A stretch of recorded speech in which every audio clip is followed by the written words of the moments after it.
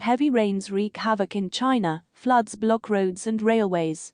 The National Meteorological Center warned of floods in the northeast and called on authorities to halt outdoor activities and watch out for collapsing structures. Heavy rain and thunderstorms are wreaking havoc across China, with floods along major rivers destroying bridges, blocking roads and railways, and forcing thousands of residents to evacuate, state media reported on Saturday. Weather authorities are forecasting more downpours throughout the country on Saturday, with floods and landslides expected in the southwestern province of Sichuan.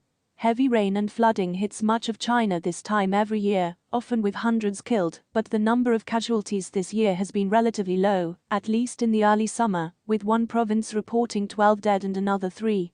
The National Meteorological Center said rainfall could exceed 80 mm per hour in some regions on Saturday.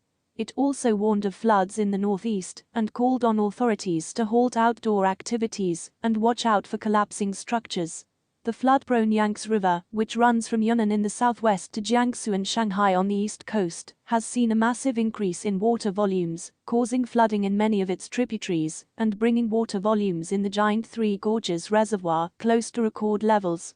State news agency Xinhua reported on Friday that more than 10 highways in Sichuan were inaccessible as a result of flooding, and a bridge across Sichuan's Min River, a Yangtze tributary, had collapsed. Floods in the province had caused damage to the tune of about 2.4 billion yuan, $358.74 million by Thursday, according to the Ministry of Emergency